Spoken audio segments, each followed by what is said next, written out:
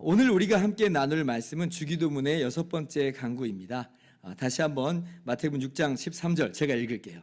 우리를 시험에 들게 하지 마시옵고 다만 악에서 구하시옵소서. 여기서 잠깐 이 루터의 대교리 문답하고 우리 이 장로교 개혁주의의 웨스트민스터 소유리 문답하고는 조금 차이가 있다는 걸 말씀드리고자 합니다. 먼저 루터는요, 우리를 시험에 들게 하지 마소서, 이것을 6번째 간구로 두고, 그리고 다만 악에서 구하소서, 이걸 7번째 마지막 간구로 분리해서 설명을 합니다. 그런데 이제 우리 웨스트민스터 소유리 문답은 이걸 묶어가지고 한꺼번에 6번째 마지막 간구로 이야기를 하죠. 이제 왜 그러냐면 이 13절의 이 문장이 이제 그러나라고 하는 접속사로 연결이 되어 있거든요. 우리말로는 다만 이렇게 되어 있죠. 다만이라고 하는 이 단어가 그러나라고 하는 그런 뜻이에요. 그래서 지금 이 두 구문이, 이 두 문장이 사실은 같은 맥락이고 한 틀이라고 하는 거죠. 그러니까 우리를 시험에 들게 하지 마소서, 다만, 그러나, 오직 악에서 구하소서, 한 묶음으로 볼 수 있다는 겁니다. 그래서 제가 볼 때는 웨스트민스터 신학자들의 구분이 더 맞는 것 같아요. 그러나 그래도 이렇게 보나 저렇게 보나 구조를 그렇게 본다는 거지 내용적으로 서로 다른 이야기를 하는 건 아닙니다. 내용적으로는 동일한 걸 이야기해요. 그래서 주기도문에 우리는 내용이 더 중요하니까 크게 상관이 없는데, 그런데 지금 우리가 루터의 대교리 문답을 통해서 주기도문을 함께 나누자라고 하는 것이니까 루터의 의도를 좀 따를 수 있겠다 싶어가지고 우리는 좀 나누어서 설명을 하도록 하겠습니다. 여러분 그렇게 이해를 해주시면 좋겠습니다. 그러면 오늘 6번째 간구, 시험에 들게 하지 마소서 하는 이 간구는 어떤 의미를 담아내고 있는지 루터의 이야기를 한번 들어봅시다. 자, 1번 보시면, 자, 살다 보면 오늘은 괜찮은데 내일 넘어질 수 있습니다. 그러므로 지금은 신실하고 선한 양심으로 하나님 앞에 서 있다고 할지라도 다시 죄에 빠지지 않도록 구해야 하며 시련과 유혹에 빠지지 않게 해달라고 중단하지 말고 기도해야 합니다. 지금 우리가 아무 문제 없을 수 있다는 거예요. 그러나 언제든지 넘어질 수 있다. 그렇기 때문에 우리는 이러한 기도를 해야 된다라고 하는 거예요. 자, 우리 지난번 5번째 강구서부터 한번 생각을 해봅시다. 우리가 죄를 지었을 때 어떻게 해야 돼요? 하나님께 나아가 우리의 지은 죄를 용서해 주십시오 하고 회개하는 거예요. 회개해야 됩니다. 그러면 하나님께서는 날마다 우리에게 사죄의 선언을 하시죠. 우리가 그 사죄의 은혜를 받아 누리는 거예요. 자, 6번째 간구에서 지금 이야기하는 건 뭐예요? 죄 짓기 전에 아예 이 기도부터 하면서 이 싸움을 하라는 거예요. 그걸 먼저 이야기하는 거고, 또 이제 그럴지라도 우리가 넘어질 때가 있잖아요. 그러면 사죄 선언을 그래서 받았어요? 그럼 또 어떻게 우리가 해야 된다는 거예요? 다시 한번 또 죄 짓지 않도록 시련과 유혹에서 우리가 넘어지지 않도록 우리를 건져주십시오. 빠지지 않도록 도와주십시오. 이렇게 기도를 해야 된다라고 하는 거예요. 왜냐하면 우리는 좀 너무나 연약합니다. 너무 연약해요. 또 우리를 그렇게 유혹으로 넘어뜨리려고 하는 세력은 너무나 강하기 때문에, 그래서 우리는 항상 하나님의 은혜와 하나님의 도우심을 구해야 되는 것입니다. 그럴 때에 우리가 이 시험에서 이렇게 이겨나가고 우리의 주어진 삶의 나날들을 한 걸음 한 걸음 떼는 거지, 안 그러면 우리는 넘어지다 못해 아마 그냥 자빠져 버릴 것 같아요. 그죠? 하나님의 도우심 우리가 구해야 되겠습니다. 자, 그런데 여기서 우리가 잠깐 기억해야 될 것이 하나 있는데요. 이게 뭐냐면, 우리가 일반적으로 이제 시험이다라고 할 때는 두 가지로 구분해서 생각을 해야 된다라고 하는 걸 배우셨을 거예요. 우리가 다시 한번 그걸 좀 짚고 넘어갈 필요가 있습니다. 일반적으로 시험은 유혹으로서의 시험이 있고, 그리고 테스트로서의 시험이 있어요. 이 두 가지를 구분해 보아야 합니다. 이런 구분이 굉장히 유용해요. 그러니까 이제 이게 무슨 말이냐면, 하나님께서는 우리를 그 성숙함으로 인도하시는 이런 테스트로서의 시험은 하세요. 그러나 하나님은 유혹으로서의 시험, 그러니까 죄로 이끄는 시험은 하시지 않는다라고 하는 것을 우리가 깨닫기 위해서는 이 두 가지로 시험을 좀 구분해 볼 수가 있는 것입니다. 야고보서 1장 13절 말씀 보시면, 자, 사람이 시험을 받을 때에 내가 하나님께 시험을 받는다 하지 말지니 하나님은 악에게 시험을 받지도 아니하시고 친히 아무도 시험하시지 아니하시느니라. 그죠? 하나님은 시험하시지 않는다라고 말씀을 하세요. 하나님은 우리를 죄로 이끄시는 그런 유혹을 하지 않는다는 말입니다. 그런데 이제 성경의 다른 부분을 보면 하나님이 시험하신다라고 하는 그런 내용이 나오잖아요. 그러니까 우리가 좀 이게 무슨 내용인가? 왜 이 모순된 그런 이 내용이 나오는 것처럼 보이는가? 이렇게 좀 당황할 수가 있다는 거예요. 예를 들면 아브라함을 시험하셔서 자식을 바치라고 한다든지, 빌립을 시험하셔서 지금 오병이어의 사건 앞두고 어떻게 할 건지 물어보신다든지 라고 하는 그런 내용 속에서 아니 하나님도 시험하시는 것 같은데 이렇게 우리가 궁금함을 가질 수 있잖아요. 그런데 이 구분이 용이하다는 거예요. 하나님은 테스트로서의 시험은 하세요. 그러나 유혹으로서의 시험은 하시지 않는다라고 하는 것이에요. 자, 그러면 이 6번째 간구에 이 시험에 들게 하지 마소서라고 하는 걸 그러면 어떤 내용의 시험일까요? 시험에 빠지지 않게 해주세요 라고 하는 이 기도는 어떤 시험을 말하는 걸까라고 할 때에 이거는요, 유혹으로서의 시험에 들게 하지 마소서라고 하는 내용이에요. 유혹에 빠져 죄짓지 않게 해주세요. 그 부분에 있어서 하나님의 힘과 도우심을 구하는 것이지, 아니 아예 테스트로서의 시험 자체가 전혀 없으면 좋겠습니다, 이런 내용은 아닌 거예요. 하나님께서는 테스트로서의 시험을 통해서 우리를 성장시키시고 성숙시켜 나가시는 그러한 하나님의 오묘하신 섭리가 있어요. 그건 좋은 거예요, 어떻게 보면. 그래서 그것조차 없게 해달라고 하는 것은 그거는 이제 오늘 6번째 간구의 내용으로서 바람직하진 않고, 다만 이 무슨 내용이냐면 유혹으로서의 시험에 들지 않게 하소서, 그 유혹에 빠져서 죄지지 않게 하소서라고 하는 내용이다라고 하는 걸 여러분이 꼭 기억하시기를 바랍니다. 자, 그러면 우리를 지금 유혹하는 존재가 있다는 거예요. 이 유혹이 와요. 우리의 외부로부터 유혹이 옵니다. 우리를 유혹하는 세력이 있어요. 자, 그러면 우리를 유혹하여서 죄 가운데 넘어지게 하는, 죄에 빠지게 하는 이 세력은 도대체 누구냐라고 할 때 루터의 이야기를 한번 들어봅시다. 자, 2번 한번 같이 읽어볼까요? 시작.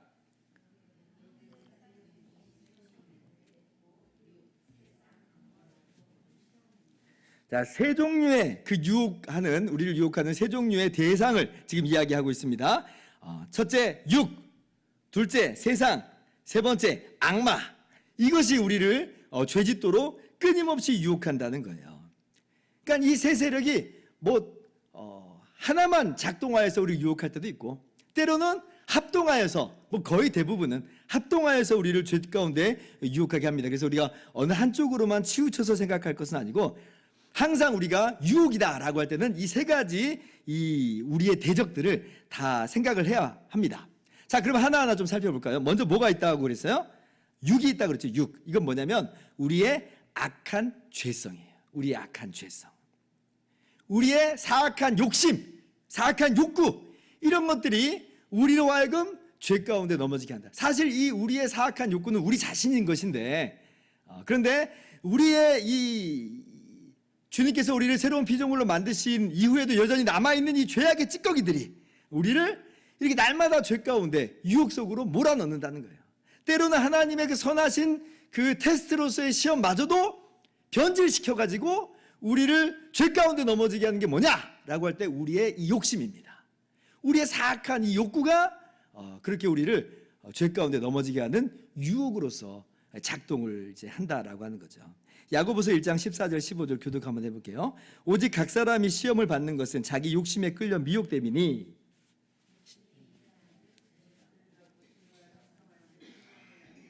자, 아까 말씀 보세요. 아까 야고보서 13절 말씀 보면은 이제 하나님은 친히 아무에게도 시험하시지 않는다고 그러죠. 근데 그 다음 구절에 바로 어떤 내용이 나와요? 그러면 어떻게 해서 시험을 우리가 받는 거냐라고 할 때 자기 욕심에 끌려 미혹됨이니, 그죠? 그러니까 우리를 유혹으로 이끄는 것은 우리 자신이라는 거예요. 우리 자신의 욕심이에요. 사악한 우리 욕구가 있어요.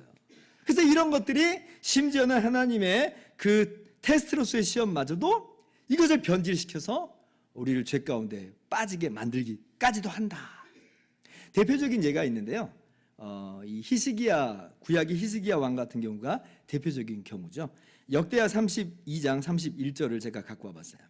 자, 그러나 바벨론 방백들이 히스기야에게 사신을 보내어 그 땅에서 나타난 이적을 물을 때에 하나님이 히스기야를 떠나시고 그의 심중에 있는 것을 다 알고자 하사 시험하셨더라.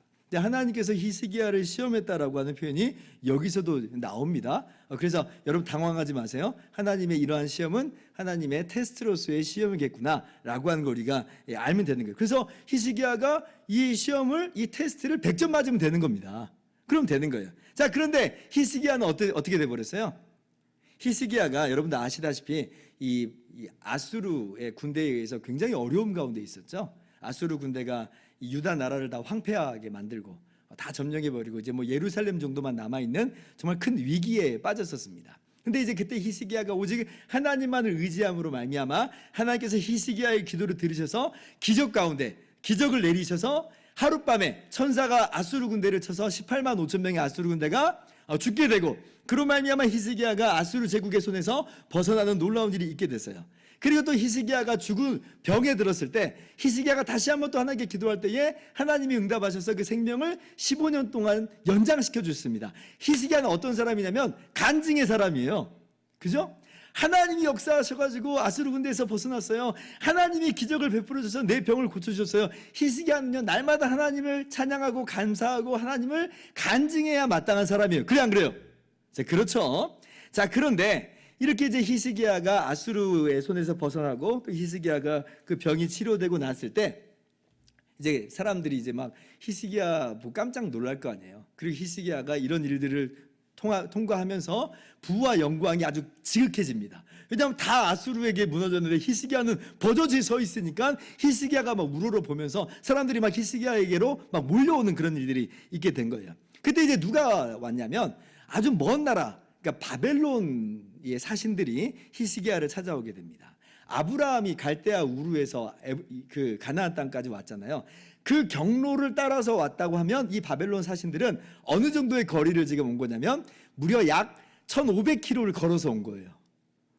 엄청나죠? 1500km를 오늘날 직선거리로 해도 1100km 정도는 걸어야지 되는 거리입니다. 그 당시에 뭐 비행기가 있어요, 뭐 자동차가 있어요, 기차가 있어요. 걸어와야만 하는데 그 장거리를 왔다는 거죠. 자, 그러면 이 바벨론 사신들은 왜 왔을까요? 모르게 몰라도 당신은 아수르 제국의 똑같이 위협 가운데 있는 거거든요.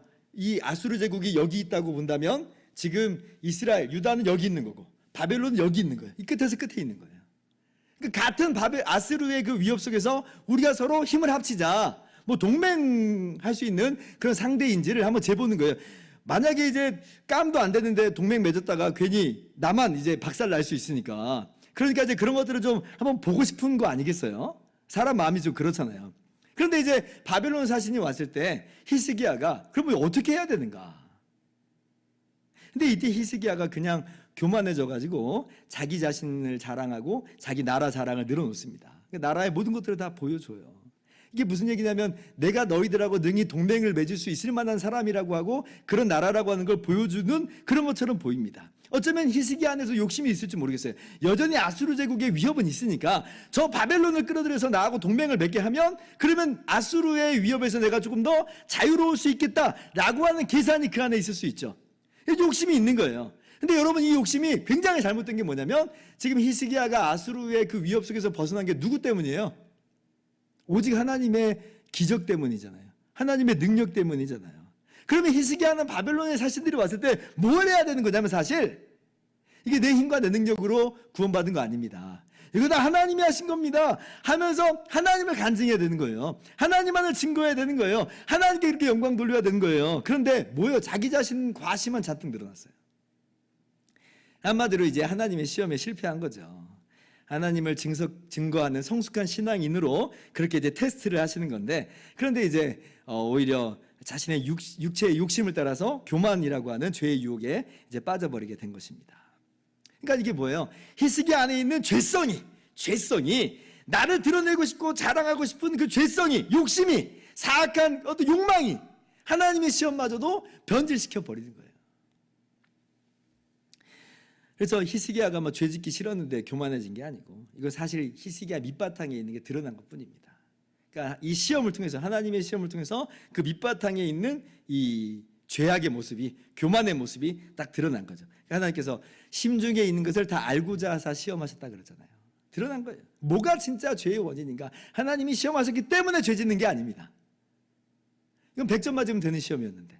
그러나 그 안에 있는 욕심이 원인이 돼서 테스트마저도 유혹으로 변질시켜서 죄 가운데 빠지게 되는 모습이 됐다. 루터는 우리를 향해서 이렇게 이야기합니다. 우리는 어떤 존재인가? 우리는 목구멍까지 옛 아담으로 가득 차 있는 사람들이다. 아까 제가 우리가 이미 새로운 피조물이 됐다고 그랬어요. 새 생명으로 거듭났습니다. 이 우리 안에 있는 이 죄성은 찌꺼기와 같이 남아 있다고 그랬어요. 정확한 표현인데, 그런데 그럴지라도 간과하지 마세요. 찌꺼기라고 하니까 우리 안에 어디 쫙 구석에 조금 있는 정도가 아니라, 루터의 표현을 따르면 찌꺼기는 찌꺼기인데 어디까지 들어차 있어요? 목구멍까지 지금 가득 차 있다. 우리의 죄성이, 남아있는 죄성의 찌꺼기라고 하는 게. 그러니까 우리가 살아가다 보니까 살아가면서 어때요? 우리도 똑같이 죄성의 이 시험 앞에, 이 유혹 앞에 얼마나 많이 무너져요? 얼마나 많이 우리가 죄 가운데 넘어져요? 얼마나 많이 우리가 음란하며 게을며 폭식과 폭주와 탐욕을 그렇게 품으면서 살아갑니까? 이거 다 죄성으로 말미암는 유혹이에요. 끊임없이 우리는 그렇게 우리의 남아있는 죄성으로 말미암아 이 강력한 이 죄성의 힘으로 인해서 우리는 죄악 가운데 빠져버리게 된다. 그러니 우리는 시험에 들게 하지 마소서. 우리를 시험에 들게 하지 마소서. 하나님께 기도해야 되는 거예요. 자, 두 번째, 또 어떤 세력이 있다고 그랬어요? 루터가 뭐라고 그래요? 세상으로부터 오는 유혹. 그러니까 죄악된 세상으로부터 오는 유혹이 있습니다. 요한일서 2장 15절 16절은 정말 유명한 말씀입니다. 여러분도 아마 잘 아실 거예요. 교독합니다. 이 세상이나 이 세상에 있는 것들을 사랑하지 말라. 누구든지 세상을 사랑하면 아버지의 사랑이 그 안에 있지 아니하니. 16절.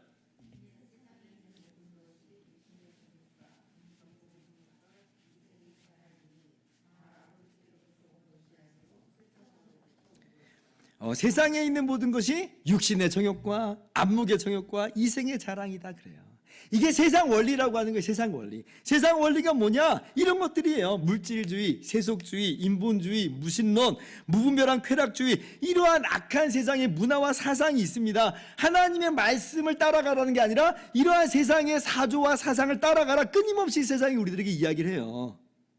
루터는 이러한 세상의 시험을 이렇게 이야기합니다. 3번 보세요. 간단히 말해 미움, 시기, 적개심, 폭력, 부정, 불신, 복수, 저주, 욕설, 중상모략, 오만, 불손, 자만, 분에 넘치는 사치, 명예와 권력욕 같은 것들은 세상에서 오는 시험입니다. 그 뒤에가 중요합니다. 왜냐하면 세상에서는 아무도 작은 자가 되려 하지 않고 높은 권자에 올라 자기를 드러내는 데만 열을 올리기 때문입니다. 보세요. 이 세상이 뭘 이야기해요? 세상의 원리가 뭐예요? 너가 높은 데 올라가야 돼. 이게 세상의 원리예요. 너가 높은 데 올라가야 돼. 경쟁에서 이겨. 위로 올라가야 돼. 그래서 군림하고 즐기고, 이것이 세상의 성공이고, 이것이 정말 가치 있는 사람이라고 끊임없이 우리들에게 이야기합니다. 그죠? 안 그래도 우리 안에 허영심이 있는데, 죄성이, 허영심이 있는데 그걸 부추기는 거예요. 그러니까 우리 안에 있는 허영심이 이러한 세상의 거짓된 가치관과 원리에 이제 야합하게 되면, 그러면 우리가 세상을 따라가면서 죄 가운데 마구마구 무너지는 거죠. 그래서 오늘날 사람들이 어떻게 살아요? 끊임없이 상호 비교하면서, 너와 나를 비교하면서, 끊임없이 자기 비교하면서 얼마나 고통스러운 삶을 살아가는지 몰라요. 그 굴레 속에서 헤어나오질 못합니다. 우리는요, 상대방이 나보다 한 뼘이라도 더 나아가는 걸 견딜 수가 없어요. 견딜 수가 없어요. 똑같이 안 좋으면 그건 괜찮아요. 근데 나보다 한 뼘 더 나가는 건 견딜 수가 없어요. 내가 지금 나빠서가 아니에요. 나보다 한 뼘 더 나가는 게 너무 싫은 거예요.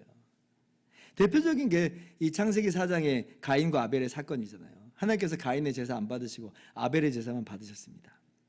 아니, 이때 가인이 아벨을 시기하고 미워할 건 뭐예요? 자기는 자기고 아벨은 아벨이다 하면서 자기 자신만 돌아보면 되는 것인데, 우리 사람은 그게 안 되는 겁니다. 인간 사회의 이 심리가 그래요. 인간 사회의 심리가, 이 세상으로부터 오는 것들이 그래요. 자기 자랑이 있어야 돼요. 자기 자랑이. 나 잘난 맛에 살고 싶은 거예요. 근데 내가 그보다 못한 모습 속에서는 견딜 수가 없는 거죠. 내가 더 높아져야 돼. 나도 못하는 건 너도 하면 안 돼. 거기서 오는 미움이 있고, 시기가 있고, 중상모략이 있죠. 거짓이 있죠. 다툼이 있고 살인이 거기서 나오는 거예요. 관계가 왜 깨져요? 이러한 세상에 이 유혹 속에서 자신이 우월하게 살아가려고 하는 그런 모습 속에서 이 모든 관계의 파괴가 오는 거예요. 또 좀 내가 괜찮다 싶으면 금세 교만해지고 자랑함과 우쭐함과 거만함으로 빠지는 것이 우리들의 모습이다. 그러니까 세상의 유혹이 작지 않습니다. 세상의 가치관과 원리가 얼마나 강력하게 우리를 도전하는지 몰라요. 우리를 유혹하는지 몰라요. 자, 셋째, 또 뭐가 있어요? 악마의 유혹, 그러니까 사탄 마귀의 유혹이 있죠. 너무나 유명합니다. 에덴 동산에서부터 하나님의 선악과 명령을 비틀어 가지고 아담과 하와를 유혹했던 마귀가 있습니다.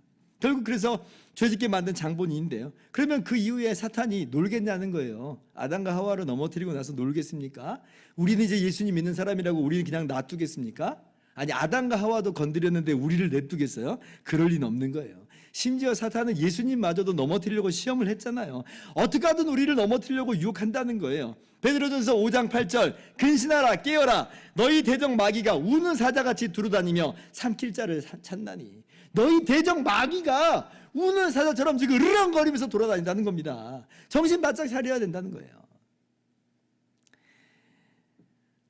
특별히 루터는 이 부분에 있어서 이 사탄의 이 유혹은 우리를 이제 바르지 못한 신앙으로 이끄는 시험, 이것이 이제 악마의 공격의 핵심이다, 이렇게 강하게 이야기를 합니다.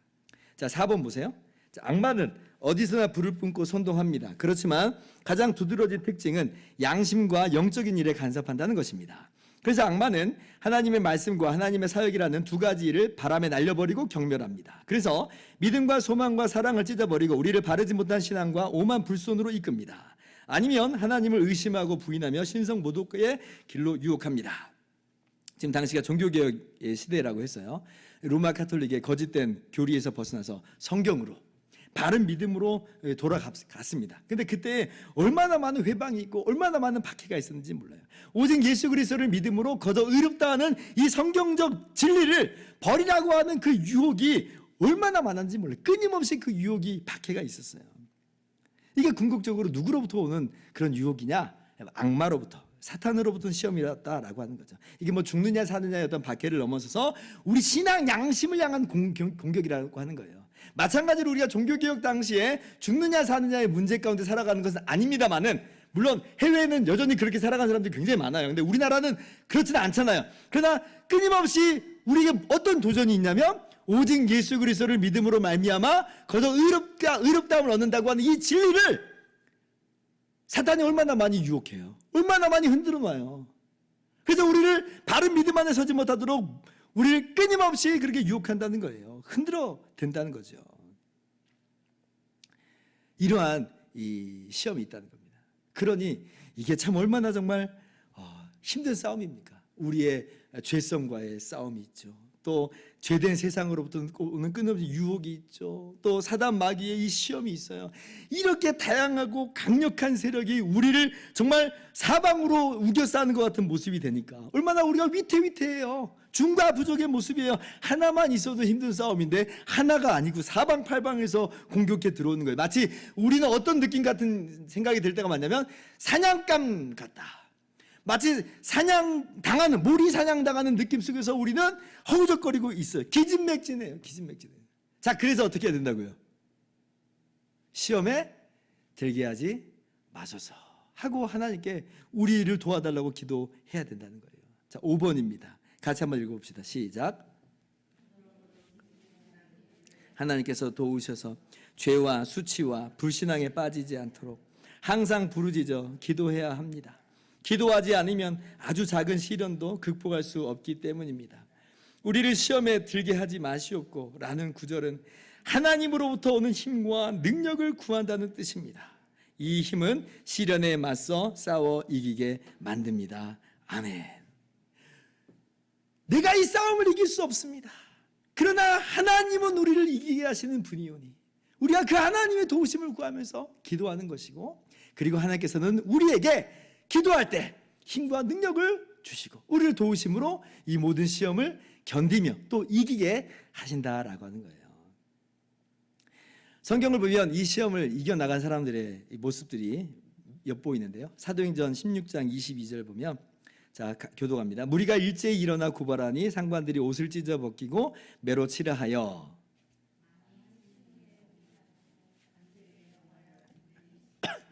그가 이러한 명령을 받아 그들을 깊은 옥에 가두고 그 발을 착고에 든든히 채웠더니